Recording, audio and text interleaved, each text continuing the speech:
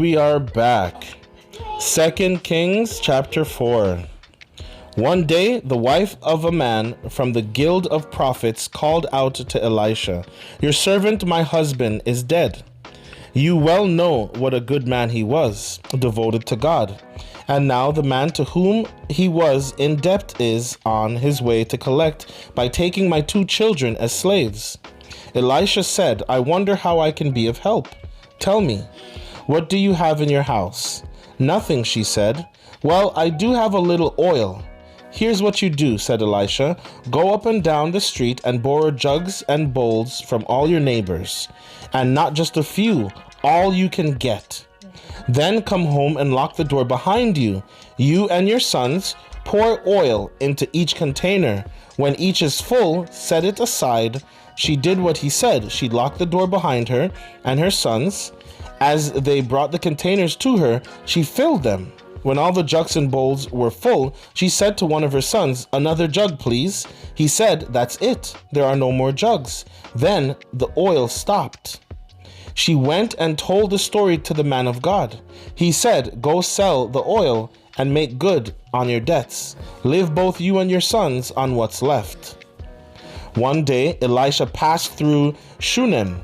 A leading lady of the town talked him into stopping for a meal. And then it became his custom. Whenever he passed through, he stopped by for a meal. "I'm certain," said the woman to her husband, "that this man who stops by with us all the time is a holy man of God. Why don't we add on a small room upstairs and furnish it with a bed and a desk, chair and lamp, so that when he comes by, he can stay with us?" And so it happened that the next time Elisha came by, he went to the room and laid down for a nap. Then he said to his servant Gehazi, "Tell the Shunammite woman I want to see her." He called her and she came to him. Through Gehazi, Elisha said, "You've gone far beyond the call of duty in taking care of us. What can we do for you? Do you have a request we can bring to the king or to the commander of the army?" She replied, "Nothing. I'm secure and satisfied in my family." Elisha conferred with Gehazi. "There's got to be something we can do for her, but what?" Gehazi said, "Well, she has no son, and her husband is an old man." "Call her in," said Elisha. He called her, and she stood at the open door. Elisha said to her, "This time next year, you're going to be nursing an infant son." "Oh, my master, oh, holy man," she said, "don't play games with me, teasing me with such fantasies." The woman conceived. A year later, just as Elisha had said, she had a son. The child grew up. One day he went to his father, who was working with the harvest hands, complaining, "My head, my head." His father ordered a servant, "Carry him to his mother." The servant took him in his arms and carried him to his mother. He lay on her lap until noon and died. She took him up and laid him on the bed of the man of God, shut him in alone, and left. She then called her husband, "Get me a servant and a donkey so I can go to the holy man. I'll be back as soon as I can." "But why today? This isn't a holy day. It's neither new moon nor Sabbath." She said, "Don't ask questions. I need to go right now. Trust me." She went ahead and saddled the donkey, ordering her servant, "Take the lead and go as far as you can. I'll tell you if you're going too fast." And so off she went. She came to the holy man at Mount Carmel. The holy man, spotting her while she was still a long way off, said to his servant Gehazi, "Look out there. Why, it's the Shunammite woman. Quickly now. Ask her is something wrong. Are you all right? Your husband? Your child?" She said, "Everything's fine." But when she reached the holy man at the mountain, she threw herself at his feet and held tightly to him. Gehazi came up to pull her away, but the holy man said, "Leave her alone. Can't you see that she's in distress? But God hasn't let me in on why. I'm completely in the dark." Then she spoke up. "Did I ask for a son, master? Didn't I tell you, don't tease me with false hopes?" He ordered Gehazi, "Don't lose a minute. Grab my staff and run as fast as you can. If you meet anyone, don't even take time to greet them. And if anyone greets you, don't even answer. Lay my staff across the boy's face. The boy's mother said, "As sure as God lives and you live, you're not leaving me behind." And so Gehazi let her take the lead and followed behind. But Gehazi arrived first and laid the staff across the boy's face, but there was no sound, no sign of life. Gehazi went back to meet Elisha and said, "The boy hasn't stirred." Elisha entered the house and found the boy stretched out on the bed, dead. He went into the room and locked the door, just the two of them in the room, and prayed to God. He then got into bed with the boy and covered him with his body, mouth to mouth, eyes to eyes, hands to hands. As he was stretched out over him like that, the boy's body became warm. Elisha got up and paced back and forth in the room. Then he went back and stretched himself upon the boy again. The boy started sneezing. 7 times he sneezed and opened his eyes. He called Gehazi and said, "Get the Shunammite woman in here." He called her and she came in. Elisha said, "Embrace your son." She fell at Elijah's feet, face to the ground in reverent awe. Then she embraced her son and went out with him. Elisha went back down to Gilgal. There was a famine there. While he was consulting with the guilds of prophets, he told his servant, "Put a large pot on the fire and cook up some stew for the prophets." One of the men went out into the field to get some herbs. He came across a wild vine and picked gourds from it, filling his gunny sack. He brought them back, sliced them up, and put them in the stew. Even though no one knew what kind of plant it was, the stew was then served up for the men to eat. They started to eat and then exclaimed, "Death in the pot! O man of God, death in the pot! Nobody could eat it." Elisha ordered, "Get me some meal." Then he sprinkled it into the stew pot. "Now serve it up to the men." He said. They ate it, and it was just fine. Nothing wrong with that stew. One day, a man arrived from Baal Shalisha. He brought the man of God 20 loaves of fresh baked bread from the early harvest, along with a few apples from the orchard. Elisha said, "Pass it around to the people to eat." His servant said, "For 100 men? There's not nearly enough." Elisha said, "Just go ahead and do it. God says there's plenty." And sure enough, there was. He passed around what he had. They not only ate, but had leftovers. And 2 Kings chapter 5. Naaman was general of the army under the king of Aram. He was important to his master, who held him in the highest esteem because it was by him that God had given victory to Aram, a truly great man, but afflicted with a grievous skin disease. It so happened that Aram, on one of its raiding expeditions against Israel, captured a young girl who became a maid to Naaman's wife. One day she said to her mistress, "Oh, if only my master could meet the prophet of Samaria. He would be healed of his skin disease." Naaman went straight to his master and reported what the girl from Israel had said. "Well then, go," said the king of Aram, "and I'll send a letter of introduction to the king of Israel." So he went off, taking with him about 750 pounds of silver, 150 pounds of gold, and 10 sets of clothes. Naaman delivered the letter to the king of Israel. The letter read, "When you get this letter, you'll know that I've personally sent my servant Naaman to you. Heal him of his skin disease." When the king of Israel read the letter, he was terribly upset, ripping his robe to pieces. He said, "Am I a god with the power to bring death or life that I get orders to heal this man from his disease? What's going on here? That king's trying to pick a fight, that's what." Elisha, the man of God, heard what had happened, that the king of Israel was so distressed that he'd ripped his robes to shreds. He sent word to the king, "Why are you so upset, ripping your robe like this? Send him to me so he'll learn that there's a prophet in Israel." So Naaman, with his horses and chariots, arrived in style and stopped at Elisha's door. Elisha sent out a servant to meet him with this message, "Go to the river Jordan and immerse yourself 7 times.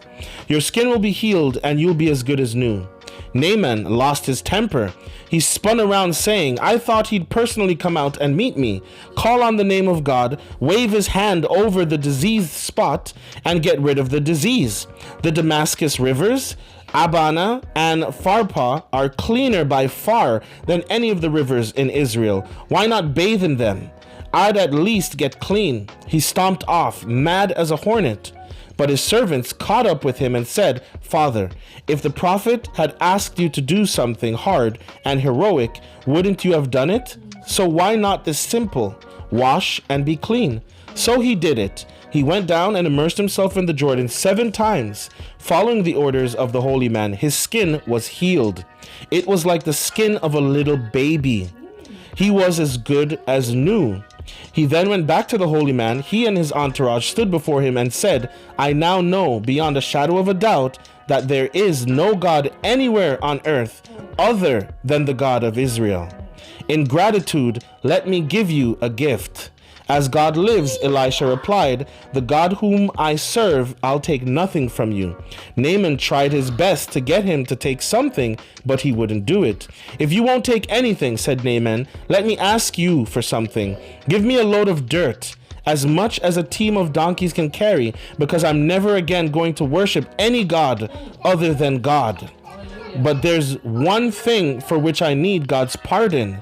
When my master, leaning on my arm, enters the shrine of Rimmon and worships there, and I'm with him there, worshiping Rimmon, may you see to it that God forgive me for this. Elisha said, everything will be all right. Go in peace. But he hadn't gone far when Gehazi, servant to Elisha the holy man, said to himself, my master has let this Aramean Naaman slipped through his fingers without so much as a thank you.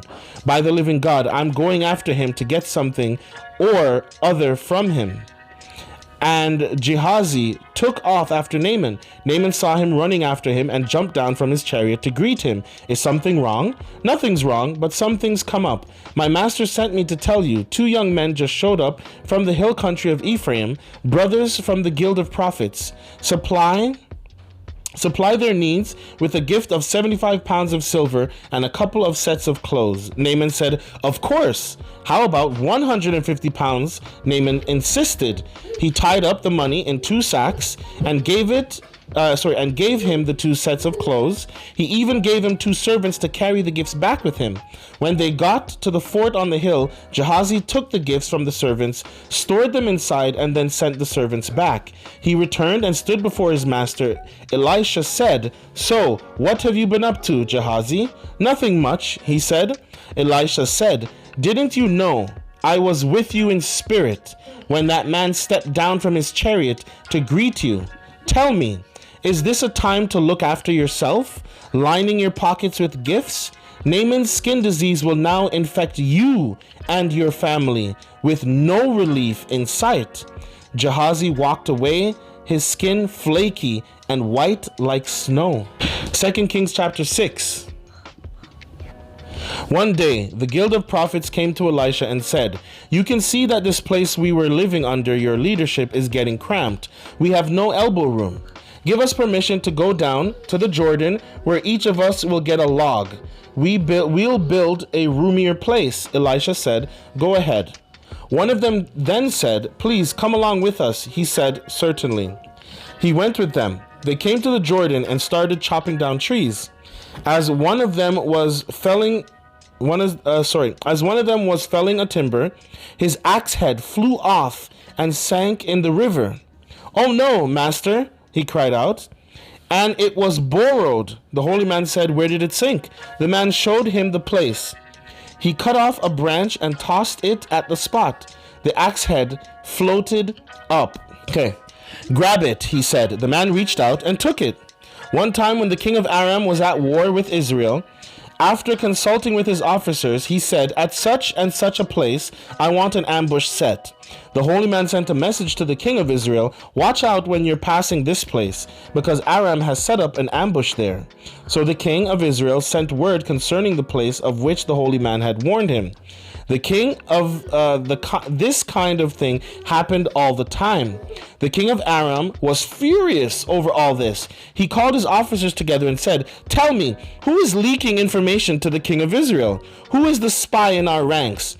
But one of the men said, "No, my master, dear king, it's not any of us. It's Elisha the prophet in Israel. He tells the king of Israel everything you say, even what you whisper in your bedroom."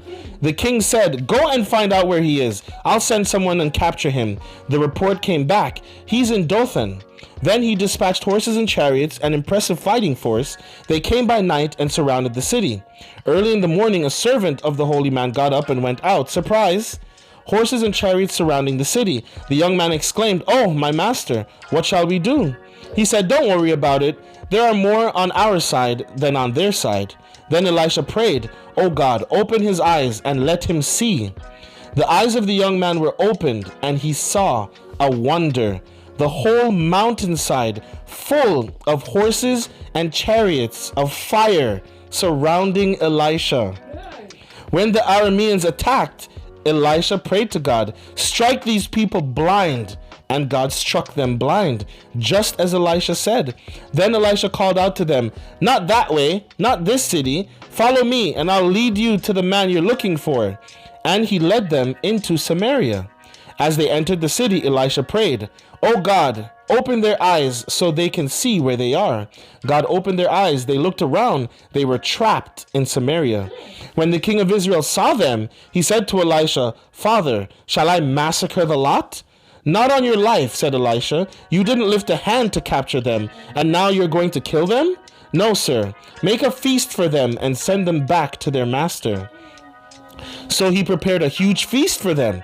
After they ate and drank their fill, he dismissed them. Then they returned home to their master. The raiding bands of Aram didn't bother Israel anymore. At a later time, Ben-Hadad, king of Aram, pulled together his troops and launched a siege on Samaria. This brought on a terrible famine, so bad that the food prices soared astronomically. 8 shekels for a donkey's head. Okay. 5 shekels for a bowl of field greens. One day, the king of Israel was walking along the city wall. A woman cried out, "Help, your majesty." He answered, "If God won't help you, where on earth can I go for help? To the granary? To the dairy?" The king continued, "Tell me your story." She said, "This woman came to me and said, 'Give up your son and we'll have him today.'"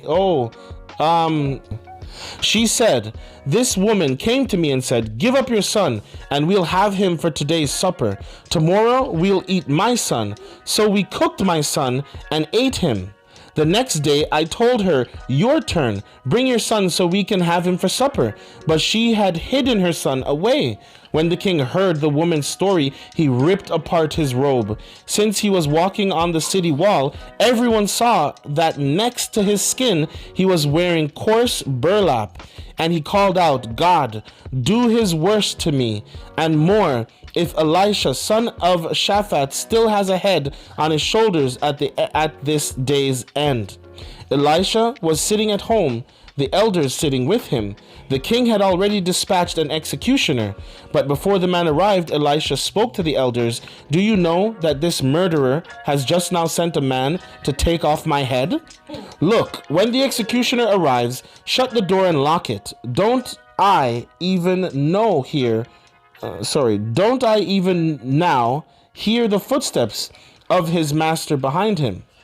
While he was giving his instructions, the king showed up accusing, "This trouble is directly from God. And what's next? I'm fed up with God." 2 Kings chapter 7. Elisha said, "Listen, God's word. The famine's over. This time tomorrow, food will be plentiful. A handful of meal for a shekel. 2 handfuls of grain for a shekel. The market at the city gate will be buzzing."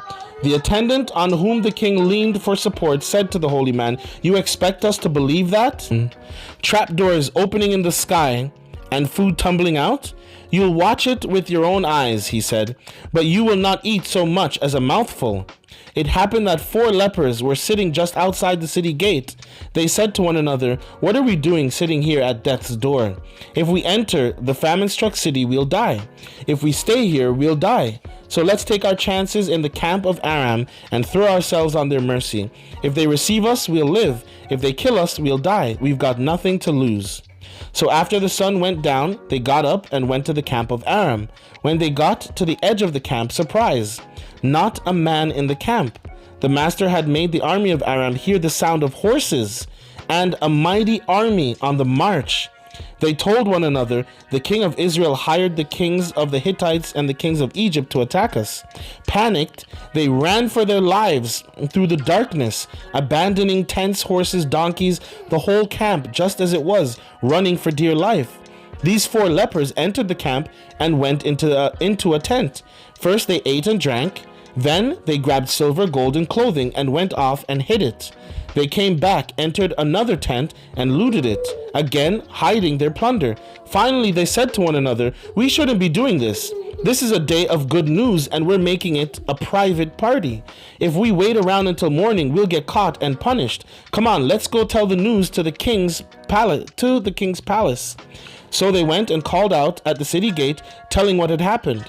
We went to the camp of Aram, and surprise, the place was deserted, not a soul, not a sound. Horses and donkeys left tethered and tents abandoned, just as they were. The gatekeepers got the word to the royal palace, giving them the whole story. Roused in the middle of the night, the king told his servants, let me tell you what Aram has done. They knew that we're starving, so they left camp and have hid in the field, thinking, when they come out of the city, we'll capture them alive and take them to the city. One of his advisors answered, let some men go and take 5 of the horses left behind. The worst that can happen is no worse than what could happen to the whole city. Let's send them and find out what's happened. They took 2 chariots with horses. The king sent them after the army of Aram with the orders, scout them out, find out what happened.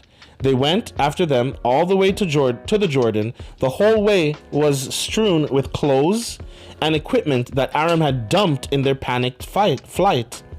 The scouts came back and reported to the king. The people then looted the camp of Aram. Food prices dropped overnight. A handful of meal for a shekel, 2 handfuls of grain for a shekel, God's word to the letter. The king ordered his attendant, the one he leaned on for support, to be in charge of the city gates. The people turned into a mob, poured through the gate, trampling him to death. It was exactly what the holy man had said when the king had come to see him.